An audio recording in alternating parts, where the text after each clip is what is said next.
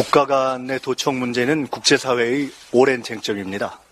사실관계를 신중하고 철저히 확인하고 시정하는 것은 당연하고 기본이지만 눈뜨고 코 베이는 국제관계를 직시하고 소를 잃은 뒤라도 외양간을 근본적으로 고치는 것이 자주독립국가다운 지혜입니다. 대통령 집무실의 이전, 운영의 공적 절차성과 보안적 완결성을 지키고 나아가서 대통령 관저, 대통령 비서실의 운영, 인사, 출입, 기록의 투명성과 공정성, 그리고 보안 체계의 엄격성을 지키는 공적 대점검 비상경계령이 필요한 시간입니다. 미국이든 천공이든 대한민국 국민을 대리한 최고 권력과 최고 기밀을 넘나드는 의혹의 씨앗을 완전히 걷어내야 합니다. 이런 취지를 담아서 대통령 집무실, 대통령 비서실, 대통령 관저의 투명한 공적 운영과 유지에 대한 대통령실 3법을 발의하고 통과시켜서 앞으로 모든 국내외적 불법 기밀 유출에 대비하겠습니다. 정부 여당이 공감하고 협조해 주리라 믿습니다. 외양간을 미리미리 같이 고칩시다. 두 번째로 세수 감소에 경계가 필요합니다. 세수가 예상외로 줄면 국가 살림도 경기 대응도 재정 안정도 어려워집니다. 정부의 말대로 부동산, 주식 등 자산 세수의 감소, 유류세 인하 요인도 있지만 최근의 세수 감소는 경기 침체가 근본 원인인데 정부가 법인세를 인하한 것이 세수만 줄이고 경기를 못 살리면 결국 정부는 세수 감소에 기름을 부은 것이 됩니다. 지금은 긴장하고 경제정책과 산업정책의 그립을 잡아야 할 때입니다.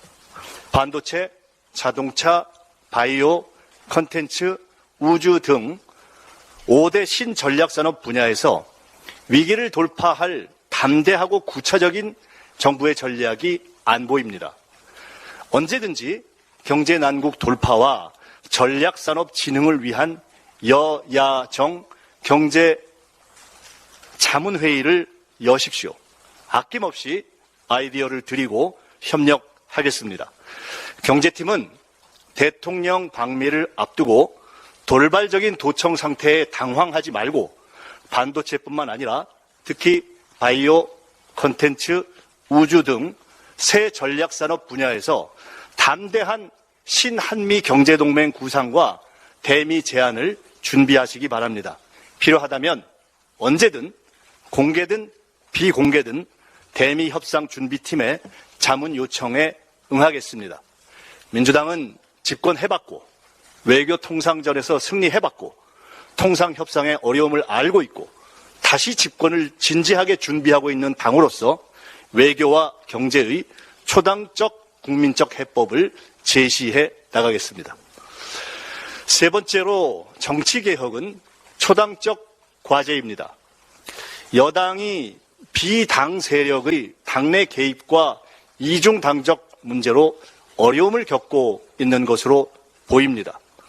정당법 42조는 이중당적을 금지하고 있지만 헌법에 보장된 정당 활동의 자유로 인해서 엄격한 파악과 처벌이 어려운 딜레마가 있습니다. 이중당적의 파악, 정리, 근절을 위해서 법 재개정 등 제도 개선 협의를 국민의힘 선관위와 함께할 용의가 있으니 국민의힘이 언제든지 연락해 주시기 바랍니다. 진심으로 비정상적, 비상식적 당외 세력과 단절하고 싶으시다면은 제도를 정비하면 되지 않겠습니까? 서구의 종교개혁 이후 몇백 년이 지났는데 정통교단에서 이단으로 간주되고 있는 비사회적 종교 세력의 정치 농단을 막는 일은 함께 미래 정치를 만들어 가야 할 여야의 초당적 정치개혁 협력 과제가 아니겠습니까?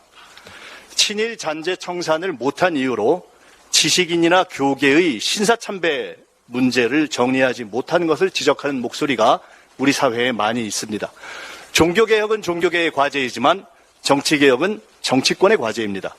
여야 정치권이 힘을 합쳐서 개혁해 나갑시다. 정치 극단 폭력 세력에 대한 제도 정비에 대해서 민주당의 문은 언제나 열려 있습니다.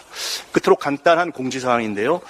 일부 언론에서 민주당 경제위기 대응센터를 경제위기 긴급대응센터로 확대 강화한 것에 대해서 센터장을 경제전문가 홍성국 의원으로 더 전면에 내세우고 긴급대응센터로 이렇게 이름을 강화한 것은 어디까지나 경제위기에 대한 긴급대응과 강화의 성격입니다. 이것을 일부 오해하셔서 실무자도 그대로 성격은 강화됐는데 민주당 정책위가 손을 뗐다 이런 것은 아마 오해에서 비롯된 것 같아서 어제 간담회에 이어서 민주당은 청년 학생 대화를 더욱더 확대 강화해 나가기로 학생단체들과 합의를 해서 앞으로 지속될 것이고 경제에 대한 대응도 더 강화해 나갈 것이다 이렇게 말씀드립니다. 감사합니다.